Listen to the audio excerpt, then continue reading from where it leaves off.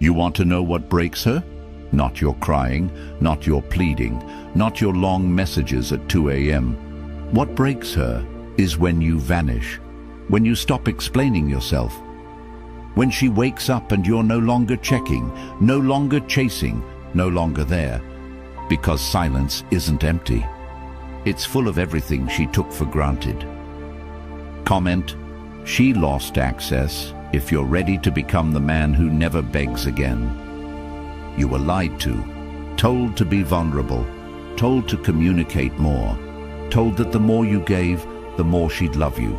And now, you're sitting here broken, ghosted, ignored, wondering why your loyalty was punished.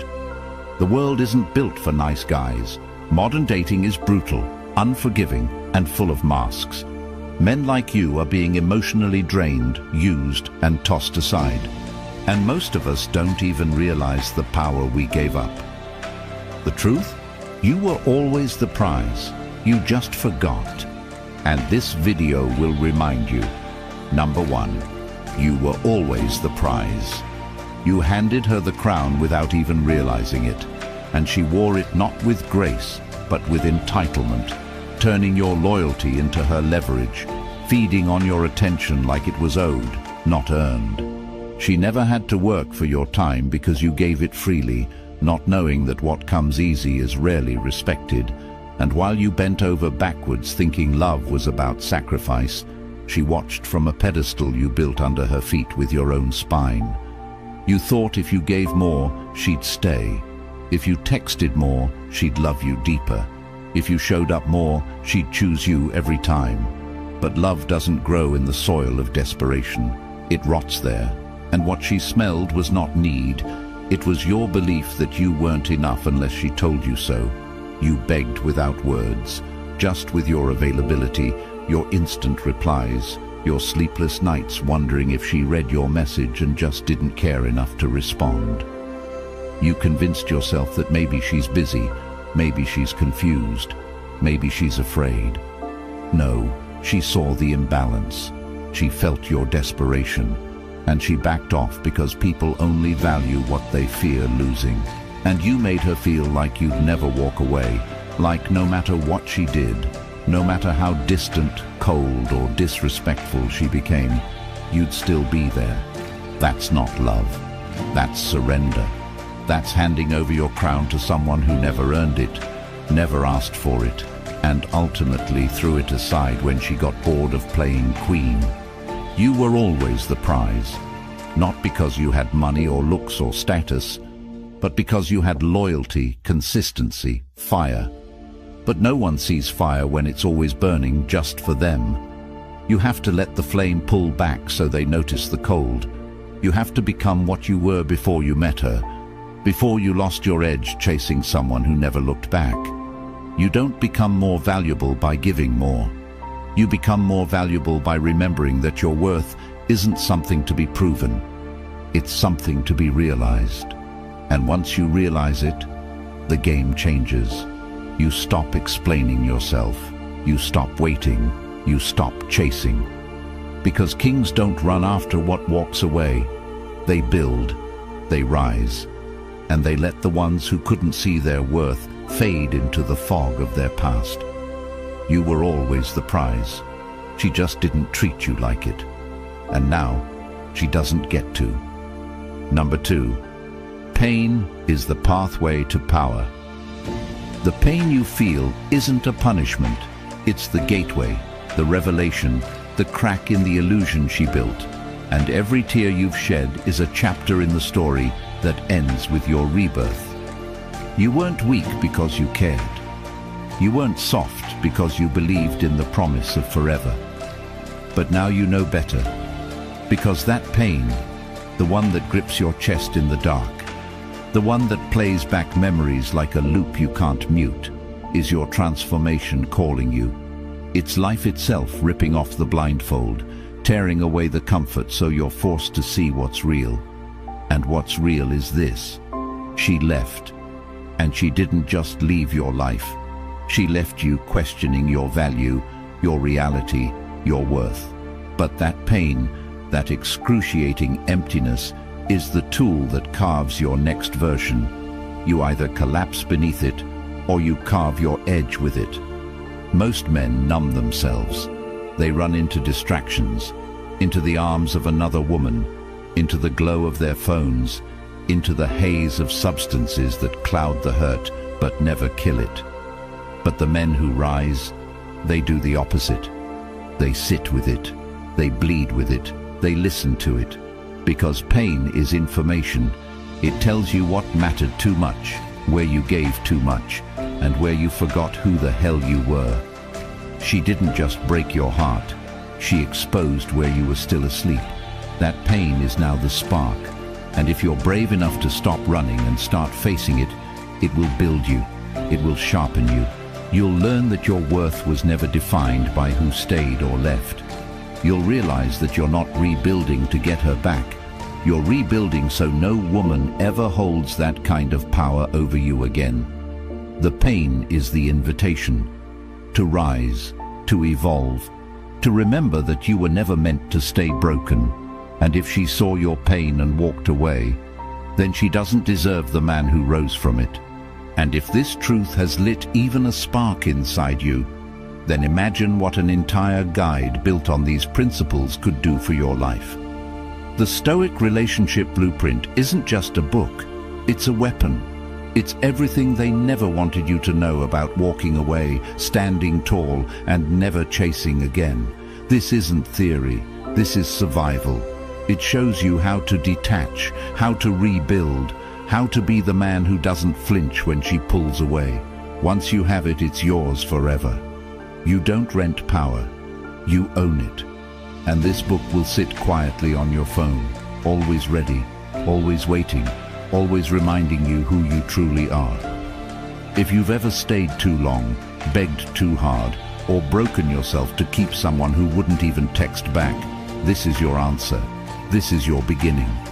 Click the link in the comments and grab the weapon they never wanted you to have. Number 3. No contact equals maximum impact. She expected you to come running, expected the same chase you gave her every time she pulled away. But when you did nothing, when you chose peace over proving, it created a void she couldn't ignore, a void louder than any word you've ever spoken. She counted on your weakness, on your attachment, on the emotional leash she trained you to wear without you even noticing. And every time you reached out, every time you checked in, every time you asked if she was okay, she fed off that energy like it was oxygen.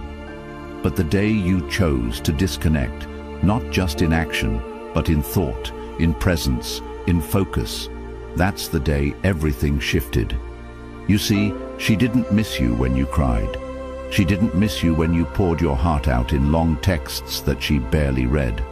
She missed you when she started wondering if someone else took your place, if someone else now had access to your heart, to your strength, to the time you used to give her like a gift she never valued. That's what no contact does. It cuts off the supply, not just of words, but of validation, of access, of attention. And in that space she starts to feel something she never associated with you. Loss, not of control, not of convenience, but of something she thought was permanent. And this isn't about revenge. This is about breaking a pattern that was killing your self-respect. It's about choosing yourself in a world that convinced you love means chasing the one who runs from you. But real love, healthy, honest love, doesn't require constant pursuit. It doesn't demand you sacrifice your dignity just to get a reply.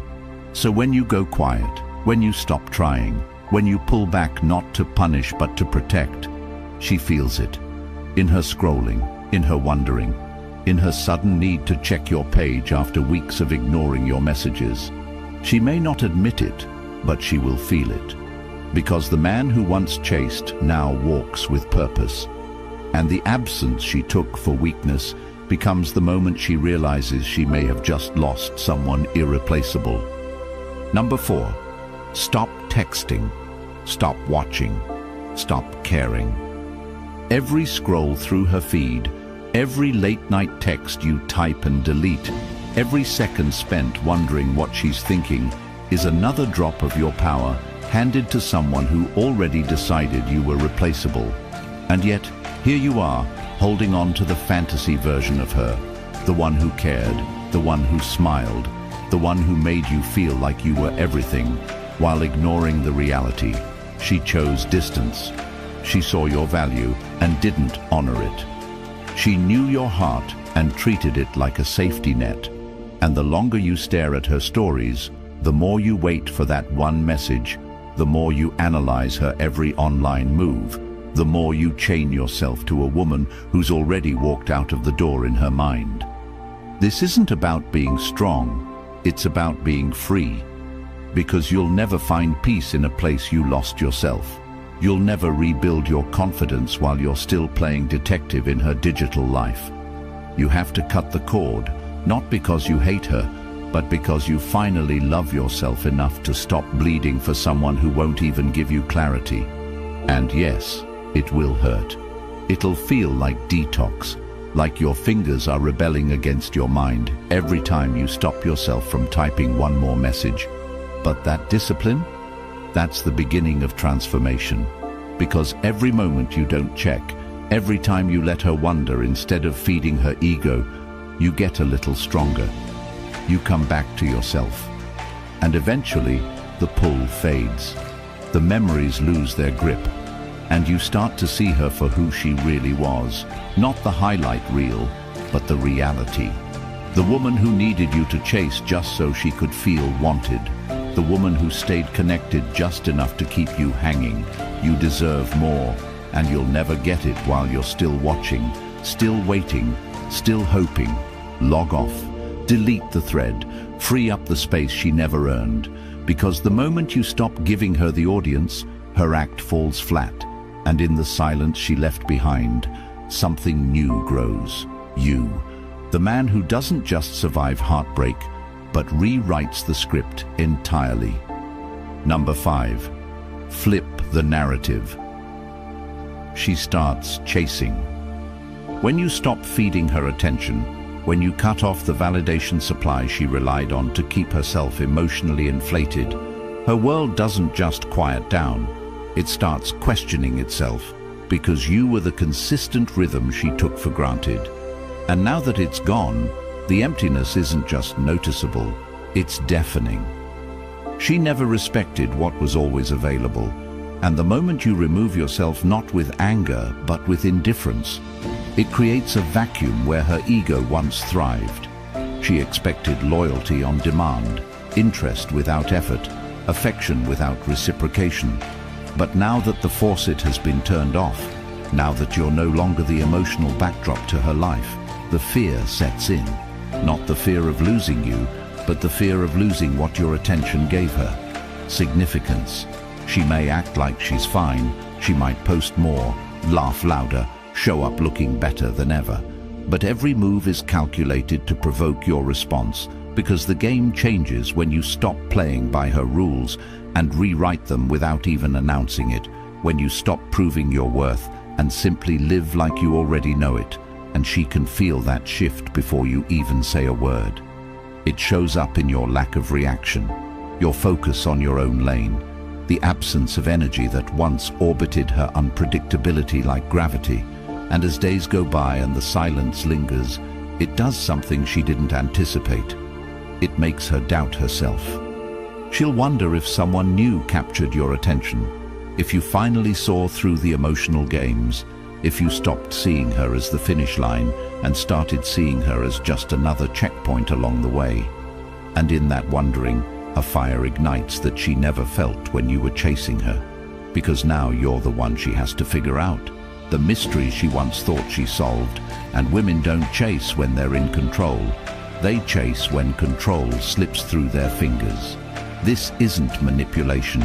This is restoration. Because the man who spent months begging for consistency now walks with conviction. And when she sees that you're not just pretending to move on, but are actually becoming someone better without her, it rattles her. Because the attention she got from you for free is now something she has to work for. And most aren't willing to admit that what they lost was better than what they thought they deserved. But when you flip the narrative, she starts to see it clearly, because value doesn't need to announce itself. It just stops showing up, and suddenly, what was once overlooked becomes unforgettable. Number 6. You become dangerous when you're emotionally in control. True power isn't in how loud you get or how much you chase, but in how little you react, in the way you carry calm like armor while everything around you tries to provoke the old you to show up. And when you don't take the bait, that's when you truly own the moment. She expected the meltdown, the outburst, the emotional confession, because that's what she's used to. Men folding under the weight of withdrawal, collapsing when their worth is questioned. And the moment you stop playing that role, the script breaks. She doesn't know what to do with a man who doesn't flinch, who doesn't chase, who doesn't validate her every cold move with a desperate attempt to win her back. And that confuses her, scares her even, because emotional predictability was her currency, and you just stopped trading. But this isn't about her anymore. It's about you, about mastering the urge to explain yourself, the instinct to clarify, to beg, to unpack your worth like it's some discounted gift waiting for her to unwrap. When you stay composed, when you don't explain your absence, when you no longer give emotional discounts to someone who paid nothing to earn it, you transform. You become the man who leads, not with words, but with weight. And that weight, of control, of restraint, of discipline, is felt in every room you walk into, in every message you don't send, in every argument you don't engage in. You were trained to believe that feelings make you weak, but feelings managed well make you unshakable, not cold, clear, not detached, disciplined. The world doesn't know what to do with a man who owns his energy, and neither does she, because she was counting on you being reactive, on you crumbling when she withheld attention. But now she's met a version of you that doesn't seek her approval, because he's too busy building something bigger than validation. Peace. The kind that can't be taken, only chosen. And when you arrive at that place, you stop apologizing for your distance. You stop explaining your healing. You stop giving the old you a seat at the table when your evolution demands a better guest list. And that's what makes you dangerous, not in the way the world fears, but in the way it remembers. Because when you master yourself, no one can master you. Number 7. Rebuild the man who doesn't need her. You don't rebuild for her. You rebuild for every part of you that was ignored, overlooked, or dismantled trying to love someone who treated your devotion like convenience.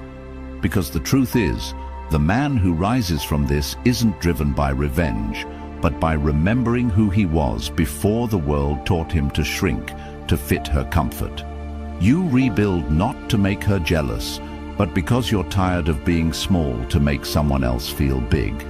You're tired of tiptoeing around your own truth just to avoid rocking the illusion of a bond that only you were trying to hold together. You rebuild because you finally understand that no one is coming to save you. That closure isn't a conversation, it's a decision. And healing isn't something you wait to feel. It's something you build with your own 2 hands every morning you wake up and choose not to go back to what broke you. You go to the gym not to be noticed, but because every rep is a vote for your return. You read not to impress, but to strengthen your ability to think clearly when chaos knocks.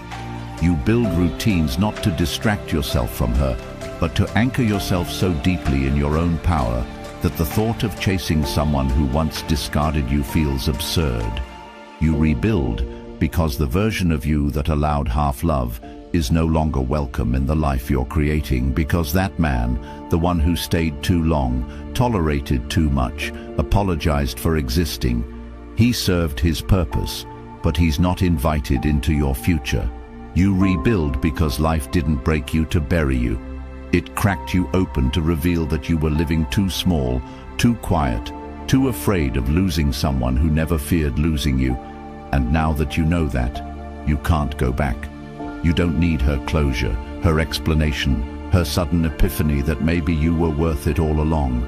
You need action, your discipline, your silence. You need to build habits so ingrained that even if she texted right now, even if she cried, even if she begged, it wouldn't matter, because your path isn't behind you anymore, it's straight ahead. You rebuild not to prove anything to the world, but because your peace, your purpose, and your pride are worth protecting.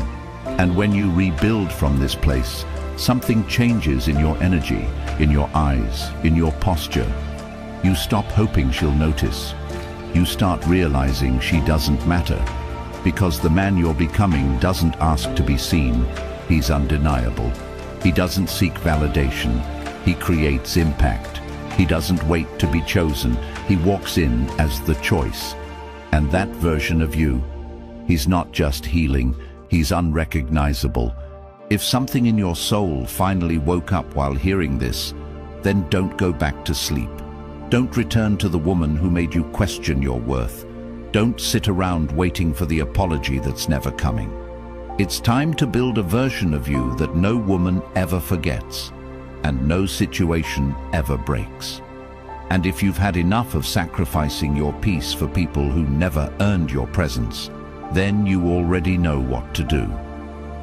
The Stoic Relationship Blueprint ebook is now available, built for men who are done begging, done chasing, done bleeding for women who only came to take. It's raw, it's unfiltered, and it's exactly what most of you were never taught. It's in the comments. Go get it now, because what's inside will save you years of heartbreak, self-doubt, and wasted energy. This is your moment to finally understand how women really think, how to reclaim your power, and how to become the kind of man that's remembered, not used. Like the video, subscribe to make sure more men hear this truth, and comment, "I choose strength," if you're ready to reclaim your life before it's too late.